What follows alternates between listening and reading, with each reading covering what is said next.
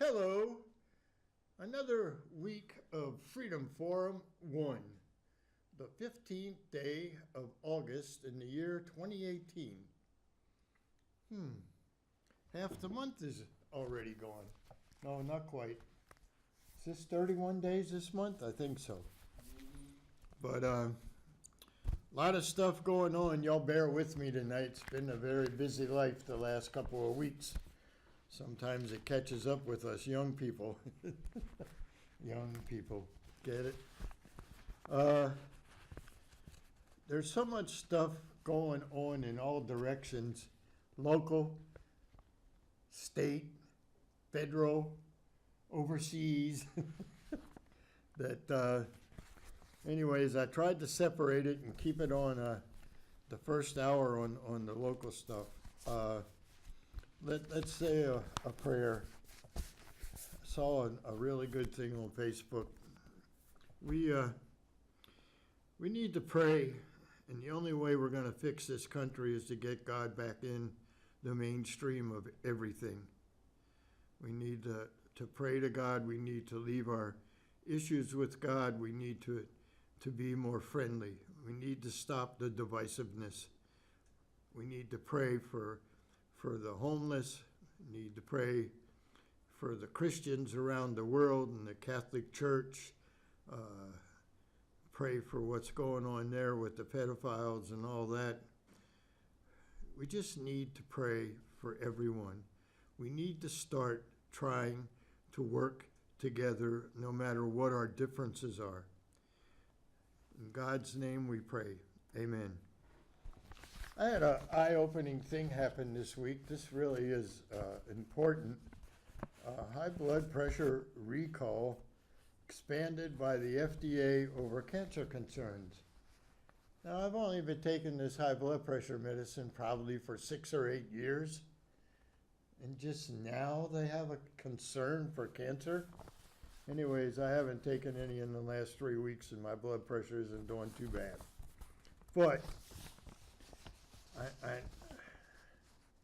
the first recall was made on July 13th after tests revealed the drugs could contain cancer-causing substance like, and I can't say that, that's a $10 word. The expanded recall includes valsartan tablets distributed by the following pharmaceuticals: AV Care, AS Medication Solutions LLC, Bryant Ranch, Prepack, Chamber of Pharmaceuticals, Harkins Company, Northwind, New Care Pharmaceuticals, Princeton Pharmaceuticals, and the list goes on. But if you're taking valsartan, of all, what I have here is Chamber Pharmaceuticals issues voluntary nationwide recall of valsartan tablets. 40 milligram, 80, 160, and 320, due to the detection of trace amounts of nitro, or whatever, found active pharmaceutical ingredient. And it says all lots. So just wanted to put a little alert out there. If you need to get a hold of your cardiologist and see what they want you to take. There's so many things. I mean, every day, I don't know how to put this. Every day you wake up and you wonder what you're going to hear on the TV today. Some stations you will hear somewhat of the truth. I don't know if there's any media out there that actually gives us the whole picture anymore. And it's sad. People don't know who to believe, what to hear. You have to be careful what you share on social media because you have no idea. I get caught every once in a while. I shared something and then somebody comes back and says, Jim, that's not true. And then I go check it out further and I find out that person's right. We hold monthly meetings with the Acadiana Patriots. The next one is on September 13th. And I have four pretty good people coming. Edmonds, who's running for the State Secretary of State.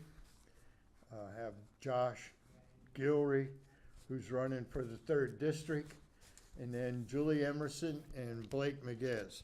Now, Edmonds, Blake Miguez, and Julie are part of the Gang of No. They basically said no to all the tax increases, and they held their ground the whole way through. Josh is someone that's running for the 3rd Congressional seat. So it should be a pretty good meeting. Get to ask a lot of questions here. I've heard Julie and Blake speak about what they went through, not voting for the taxes, and that type of thing. So that's on September 13th at the Southside Library. That's a change in where we usually meet at the Robichaux Center. This month we will meet at the Southside, or September, we'll meet at the Southside Library. Getting to, we're gonna be all over the place tonight. Just a lot of stuff. Here we go again. Pope. This is the most difficult thing for me to understand, that we're about 3 years down the road. Is that correct, T? Yeah, almost. We're not quite to get his money on his retirement yet. Oh. I think we got another 8 months. Another 8 months? Yeah, he's got to. And then his retirement for what he's making now is good to go, huh? That's right. He'll continue being the highest paid public servant in the parish. Is he eligible to retire now? I mean, when he meets that? Even if he gets clocked for, that's why they keep pushing Yeah. the court date out. He'll get retirement no matter what, if he's retired before he's convicted. Oh my God. You know, we went into the wrong industry. The problem is, one person told me that I was too ethical and I wouldn't have made it in that field. I think the word is honest. Who knows? Anyways, appeals court, Pope can't be sentenced to community service. I don't know how many of these I've read over the last couple of years.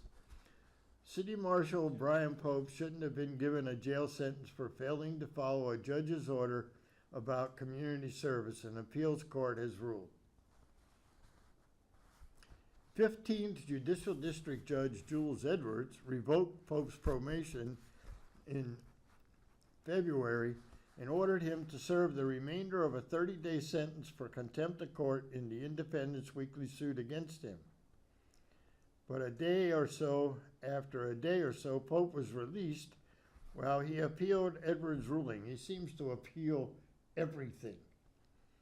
On Thursday, the Third Circuit Court of Appeals said Edwards made a mistake in revoking Pope's probation because the community service he didn't perform wasn't a condition of his probation. Huh? I think it was. Also, the court ruled community service is not an authorized I love this. Not an authorized penalty for contempt of court. Now I want to tell you something. Huh? There's been thousands and thousands of people. I bet that if I was on probation and I had to do community service and I didn't do it, what do you think would happen to me? First of all, I couldn't afford a lawyer to appeal it. And that's another question. Where is all the money coming from for his lawyers? We don't see any of that in here. Is he still using taxpayer money? I bet he is. It makes one think. Court refers the trial court to Section 25B of the Louisiana Code of Criminal Procedure, which states that, except as otherwise provided in this article, a court may punish a person, a judge, guilty of contempt of court in connection with a criminal proceeding by a fine not more than $500 or by imprisonment not more than 6 months or both. So, why did he get off?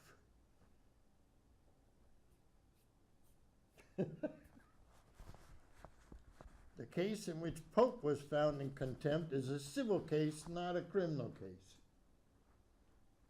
7 felonies. Is that criminal or civil?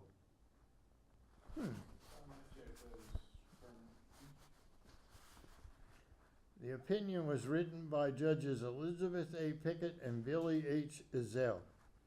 Edwards has presided over the public records lawsuit against Pope since late 2015.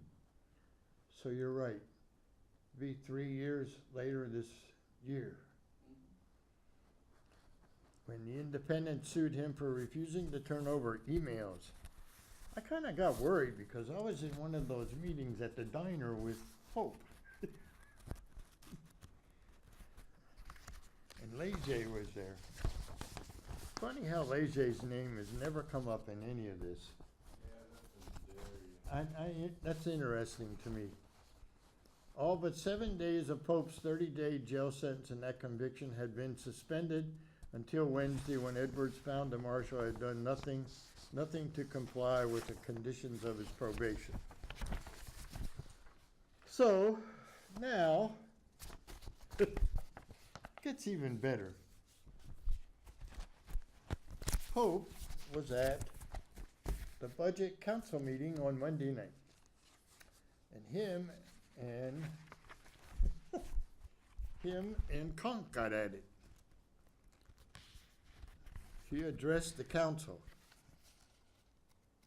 I learned a lot by reading this article, by the way, about how the sheriff, the marshal's office, and the whole deal. Lafayette City Parish Councilman Bruce Conk wants to slash funding to the city marshal office, a proposal that sparked a tense exchange between the councilman and marshal at the budget meeting today. I wonder why he got upset, because they wanted to cut his pay. Cut their budget.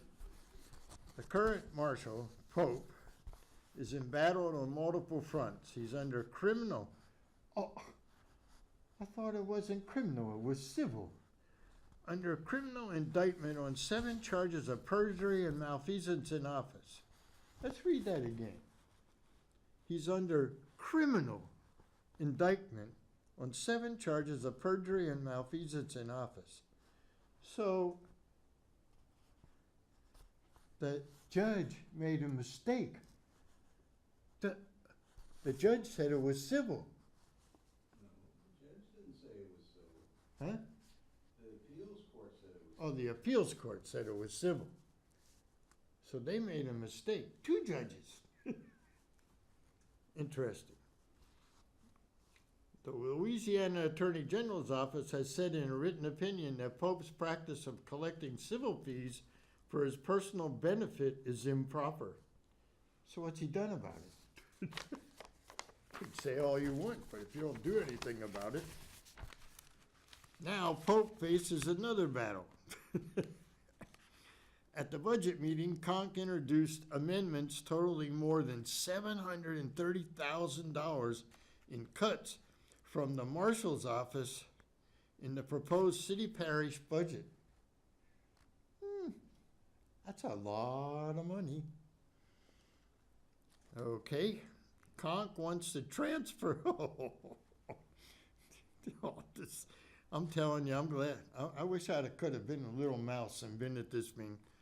Conk wants to transfer that money to the Lafayette Police Department.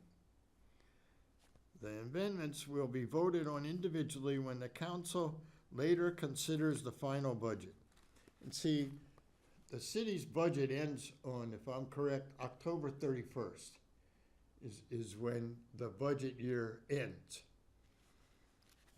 City parish appropriations made up about 3/4 of the marshal office revenue, with the remainder coming from fees and commissions.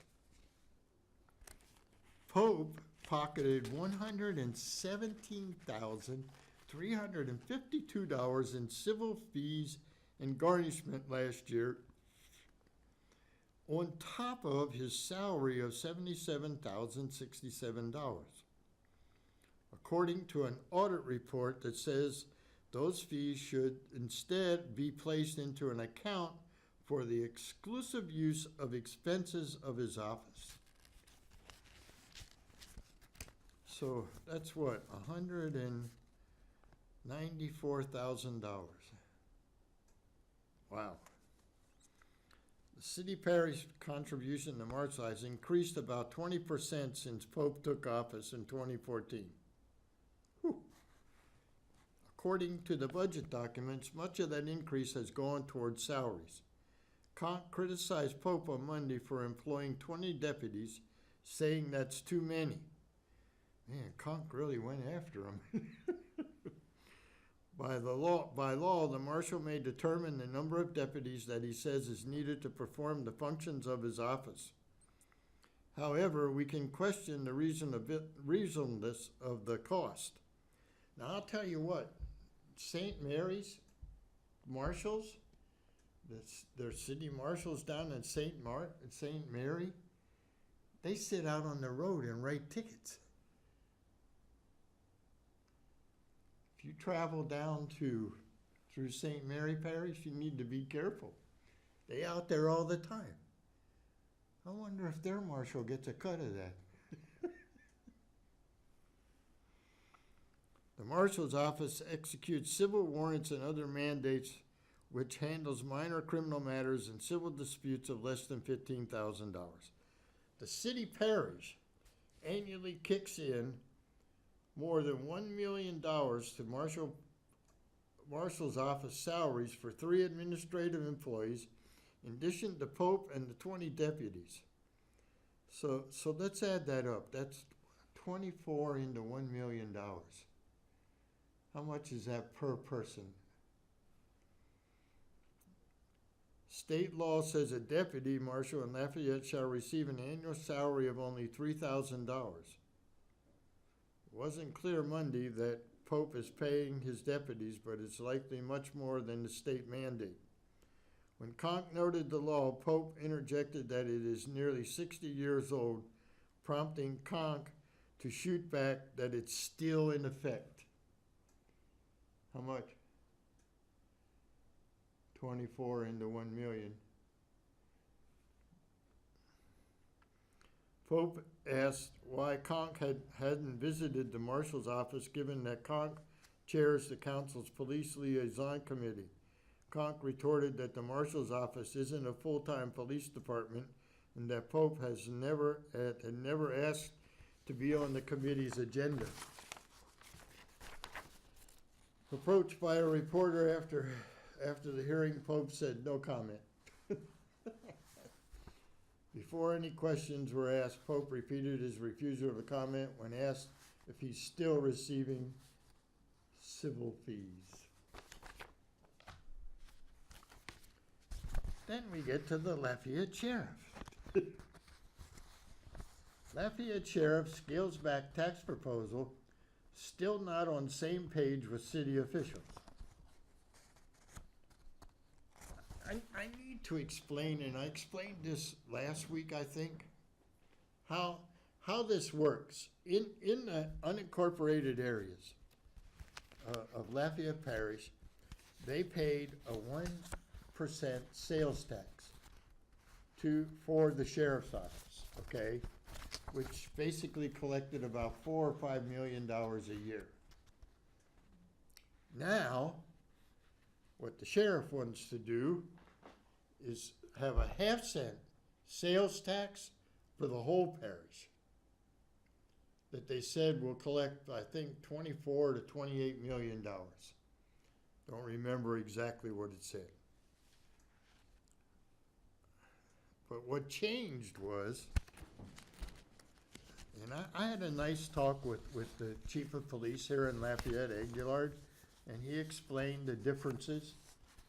Basically, what I found out was, with this narcotics thing, there's not been a contract between the sheriff's office and the police department, the city police, since 2012. So there's really been just a handshake deal, and now Aguillard said he don't have enough officers to man that thing the best way, and there's differences on how they approach the narcotics end of deals. Going from the final version of the ballot proposition is a specific dedication to the Lafayette Police Department, which stood to gain proceeds collected with the city, or $14 million under the previous version. Sheriff Office spokesman John Mowell said the intent is to split the proceeds, but to do it via covenant with the voters. That would be filed with the 15th Judicial District Court. The covenant, which Mowell said can be filed anytime before the December 8th election, would identify specifically how the money was to be used. Mowell said the details of the covenant are still being worked out, and his office will share them once finalized. He estimated that the Lafayette Police Department would be allocated $3 to $4 million for 80 additional officers, even though Police Chief Tobo Aguillard and Mayor Joe Robideau have not said they need that many. Garber has received feedback. The ask was too much, Moel said, resulting in a reduced proposal. Understand that right now we don't have a sales tax in Lafayette Parish for the Sheriff's Department, but we do have millage that pays for the upkeep, am I right, T?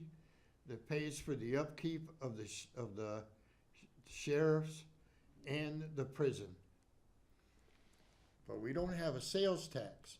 Now, on December 8th, see, he says he's cutting the tax. Shrewd, very shrewd. He's cutting the tax to the unincorporated area, but he's adding a tax. Right now, we pay 8.45% tax, state and local tax. If this is voted in, we will then pay 8.95% tax. It will have added a half-a-cent sales tax to the city of Lafayette. Nowhere, I watched some of the news stations, nowhere did they talk about this and explain to you how much? 6,600? 41,600. That's what each person, average. If you do, huh? That's an average. An average. That's an average for 24 people. That's not saying that's $41,666 is what you said, is the average on the $1 million paid out by the parish to the marshal's office. That's for 24 employees. But I guarantee you that the administrative people don't even get close to that. So we have two, what's lost in all this is there's two new taxes. Are they new taxes? Two taxes on the ballot for November 6th. And is there a third one? No, there's two. There's two taxes on the November 6th one, and then there's the one on December 8th for the Sheriff's Department. Amazing how they sneak this stuff in there. So we're going to see how this works out. But I want you to remember that this is an added tax to the people of the city of Lafayette. It's a new half-cent sales tax, which will take our sales tax to 8.95%.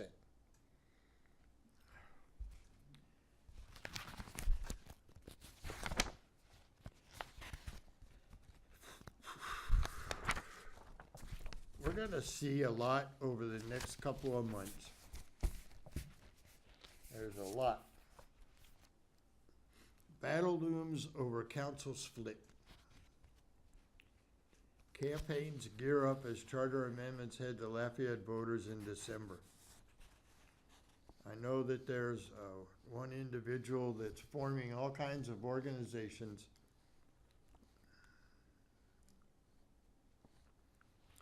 I'd really like to know, most of the people I talk to don't like this, the way this split's coming down.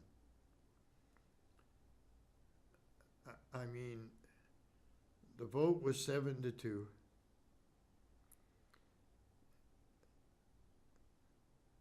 It's what is going on? And there's something, I'm going to talk about LUS and splitting the utilities and all that here coming up. And another mind boggler after those two things, $95 million, my God. So why all of a sudden is all this taking place? We're going to split the councils, which my biggest fear in splitting these councils is the 5 and 5. We only have 5 people in the city of Lafayette that only need 3 votes to put a new millage or a tax on the ballot. Whereas before we had to have 5, and in some cases for certain things 6. But I just, all of a sudden, now, Bruce Cox told me they've been working on this since 2011. I told Bruce Cox the only thing I knew, and this was a couple weeks ago, is that I heard about this last Friday. But in actuality, the changes and the amendments to the charter started in January, and it was only 3 people on the council that were doing this, and some of the other councilmen were a little ruffled that they didn't know. The amendments would keep the mayor-president's office consolidated. That's another thing I don't agree with. If you're going to have 2 separate councils, then I believe you can have one person running 2 separate councils. I don't know how you feel about that, but if you split the city and the parish council into a council that oversees matters for the city of Lafayette, while the other oversees matters of importance to the rural areas of the parish, then you should have somebody in the parish, rural area of the parish, that's the president over the rural parish, and you have one person that's over the city. And if we need to work together, then the 2 presidents come together and parish presidents come together and discuss it. So that's another thing that I don't. The debates have taken place, the meetings have happened, all the legal measures have been met, and this is the result. Let's move forward, let's build momentum with the intent to one day get to what has been expressed by quite a few people here today, never perfect. But let's get to the best thing that we can. Councilman Kenneth Boudreau said before the final vote that was on the Tuesday night. That vote occurred after 6 hours of debate. Now I was in New Orleans at an energy conference, and when I got back in town, I guess the council meeting was just ending. I got back here about 11 p.m. and I thought about going by and seeing if it was still going on, but I thought twice about it. The vote occurred after 6 hours of debate, and Christy Malloyd, an associate professor of political science at ULL, said she expects a robust conversation over the subject of partial deconsolidation over the next few months. I think you're going to hear a lot. Most of the people I talk to just think this is happening way too fast. This is going to be fun to watch. There are, as I understand, definite forces that are mounting that are in favor of this. I also expect groups from the opposing side to start to mount soon as well. I keep an eye on Lafayette citizens against taxes, as they have been active against local tax initiatives. The whole thing is that people are tired of the government adding taxes. That's it. They're just tired of it. I mean, we have people on fixed income. We don't take care of our own. We have homeless people. I mean, one of the forces that helped move the proposal along was the FACE group Fix the Charter. The group, led by Kevin Blanchard, is moving to form a political action committee. The biggest disappointment we've had over the past few years about debates over votes is the spreading of misinformation like that happened with the school board tax and the library tax, Blanchard said. Knowing how important this issue is for Lafayette, both city and parish, we decided to start a positive information campaign for a Vote Yes movement. First of all, Mr. Blanchard, there was no misinformation about the school tax, and the library tax, actually. I know, I was very well involved in that. The problem with the library tax, and I actually sat in on a board meeting where they admitted the transparency was lacking. When taxpayers hear that $43 million is sitting in an account and you want to raise the taxes, but yet you're not telling the people what that $43 million is for, that's a major lack of transparency. And I talked to several people on the library board at their board meeting before it started, and they agreed with what I had to say. That had you told us and explained to us how that $43 million was going to be spent, then we could have relayed that information to the people. But instead, you hid the fact that you had $43 million and you didn't tell anybody what you were going to use it for. So when people hear you have $43 million in the bucket, they're not going to vote for the tax. That's simple. So, Mr. Blanchard, we did not misinform the people. People are tired of paying more taxes and no cuts take place in government, period. My theory is no new taxes. And then Blanchard goes on, we want to make sure that if we have conversation about this over the next 4 months, we want it to be factual and contextual, not the usual political mudslinging, which Mr. Blanchard got a little out of control and almost asked to leave the last town hall that I was at.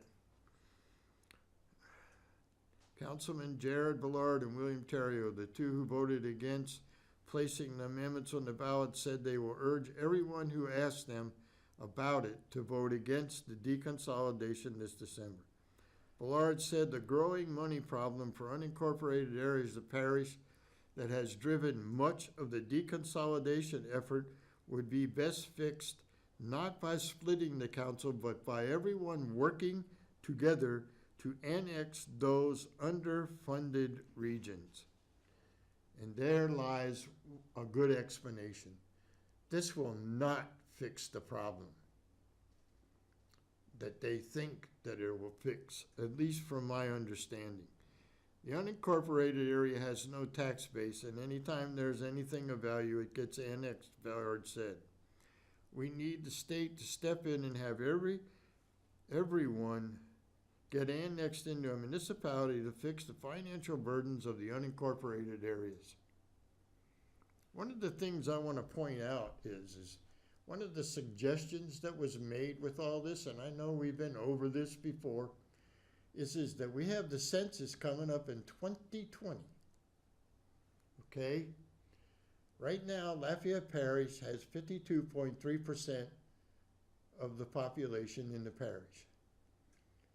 But I think the fear is because of the growth of Youngsville, Broussard, Scott, three major ones, those cities are growing.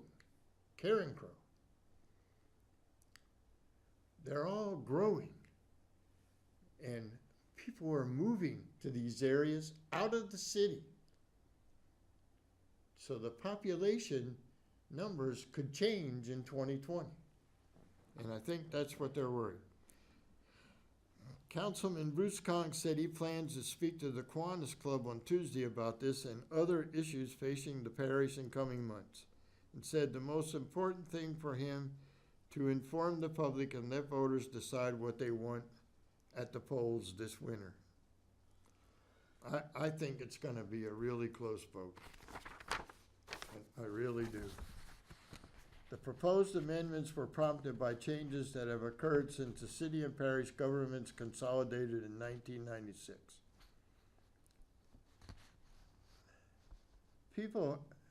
One of the things I learned, and I wasn't really paying attention in 1996, I mean, I followed this, but not closely, is that it was the city of Lafayette that voted in the consolidation.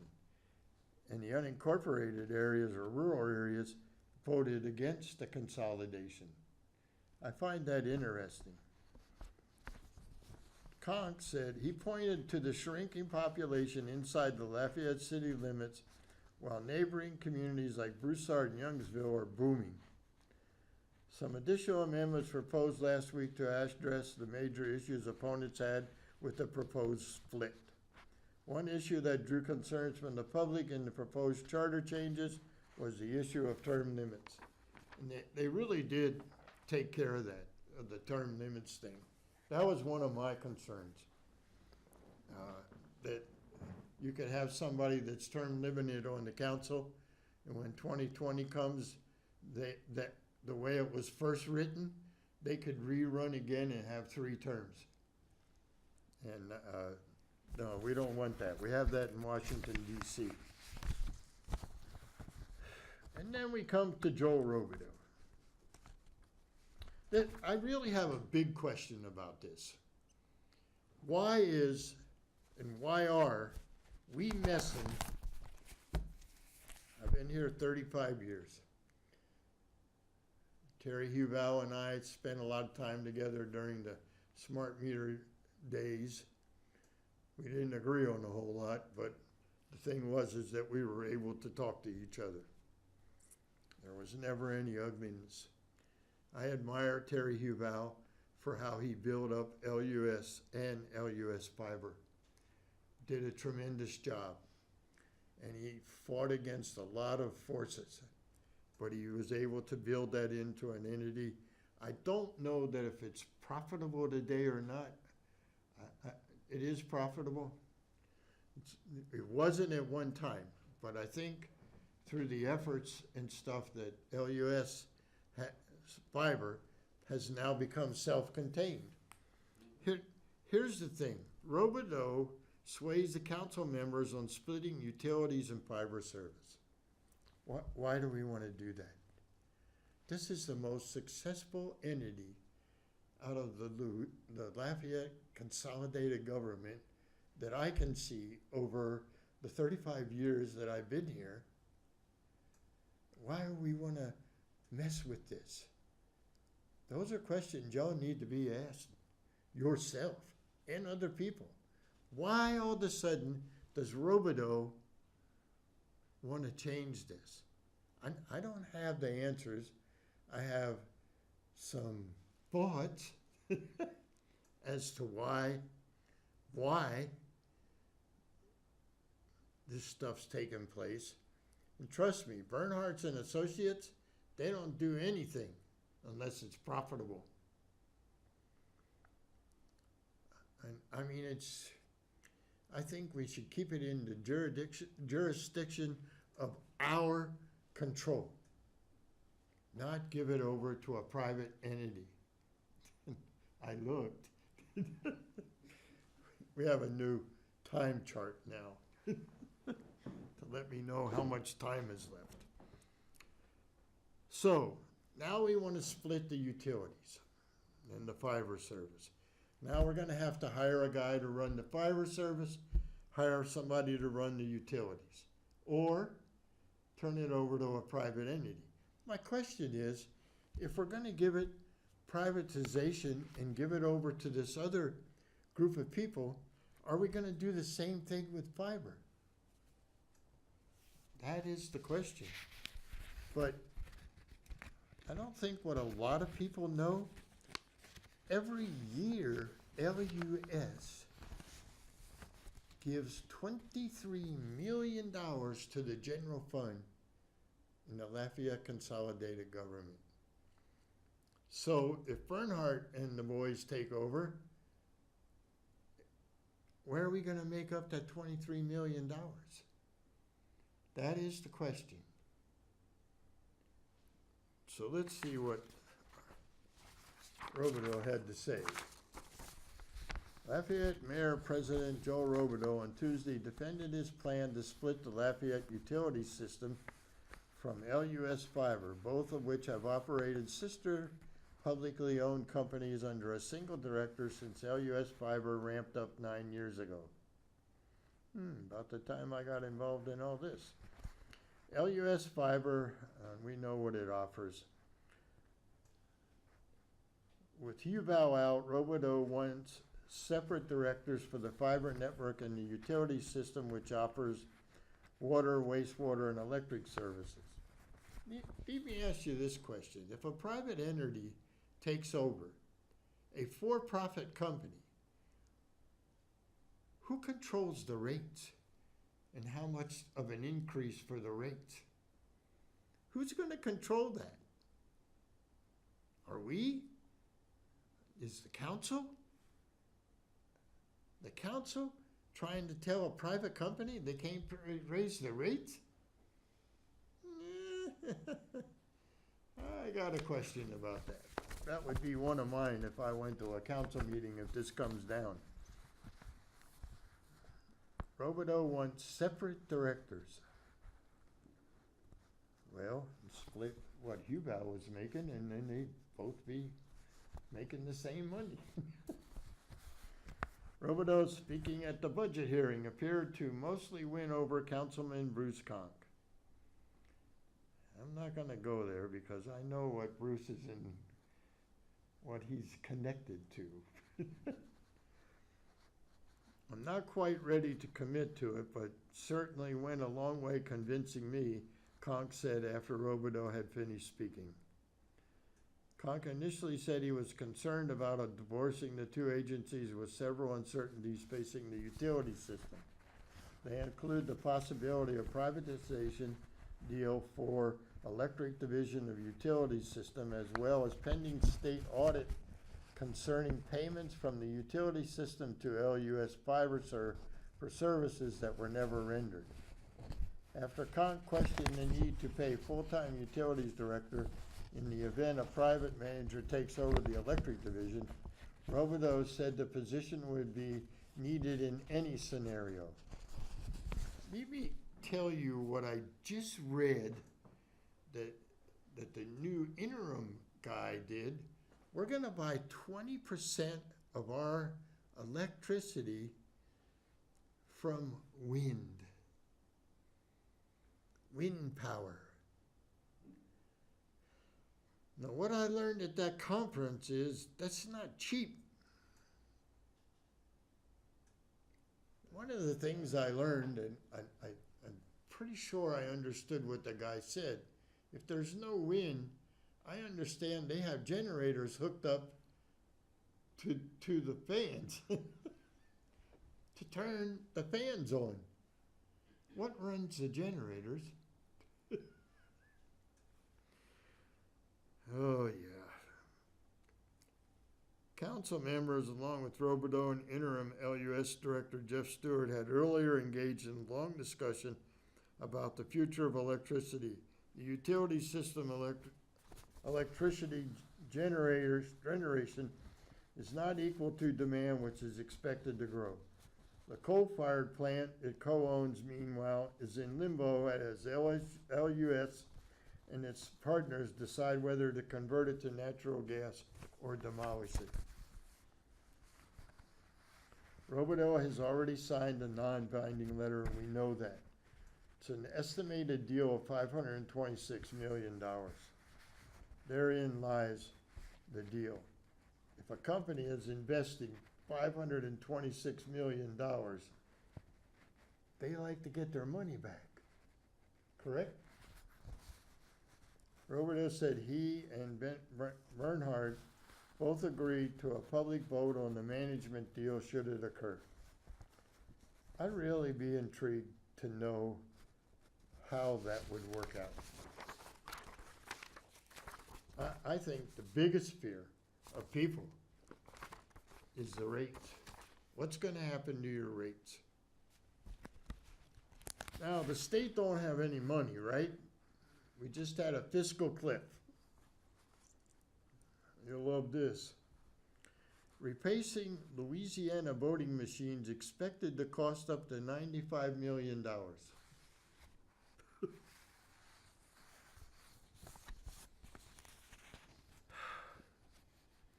The expected cost of replacing Louisiana voting machines has jumped tens of millions of dollars higher than previously estimated, and the state hasn't identified a way to pay for much of it. So guess how much money we actually have back?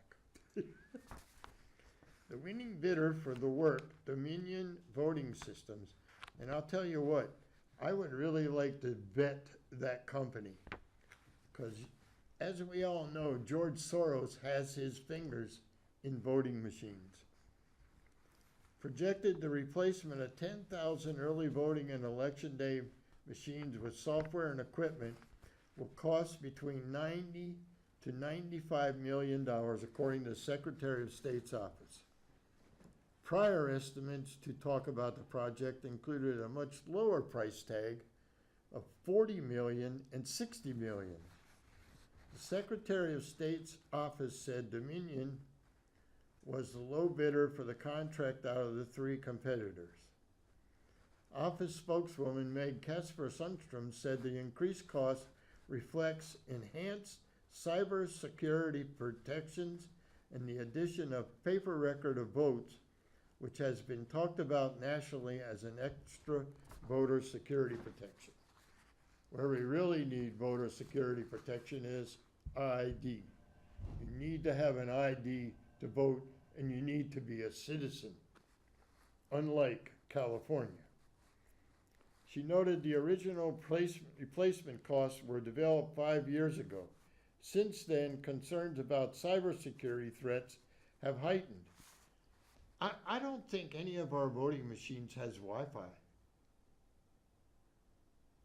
So why are we worried about cybersecurity? If they don't have Wi-Fi, they can't get into the machine, right, T? No, but they can get into the state database. Pardon? They can get into the state database. Oh, they can get in the state database. Well, then just fix that. Instead of spending $95 million for a new machine. What we have to watch is the people that set up the software for the machine and put in the voting names, that it don't switch your vote from one candidate to another. That's a big issue. Secretary of State's office has about 10 million banked so far for the project. Let's see, we're only short 85 million. A mix of state and federal financing. Lawmakers haven't identified where they'll come up with any remaining dollars for the voting machines. The replacement project is planned to be rolled out in phases, completed by 2020, so the financing will be needed over multiple years. Louisiana last purchased voting equipment in 2005. Negotiations were set to begin with Dominion Voting Systems for the work after Thursday's announcement that a Colorado-based company was the winning vendor. The two losing bidders can protest the lucrative contract award, however. A protest seems likely because one of the company's election systems and software raised allegations of impropriety during the contract selection process. Go figure. Election systems and software accused Secretary of State's office of issuing voting machine standards only Dominion could meet. Where have we heard that before? God Lord, it don't stop. A new evaluation committee was formed to review contract proposals after those voting standards were scrapped, and Ardoin said the final selection process was fair and equitable. Here we go again. Here we go again. It's like, oh, what odds and ends do I have here? This is interesting. We talk about free speech. Websites crack down on InfoWars Alex Jones for hate and bullying. I'm like, T just rolled his head. I don't know about you, but I mean, Alex Jones puts a lot of stuff out, and I don't hear him threatening to kill the President of the United States. I don't think I've heard him threaten to kill anyone. Have you, T?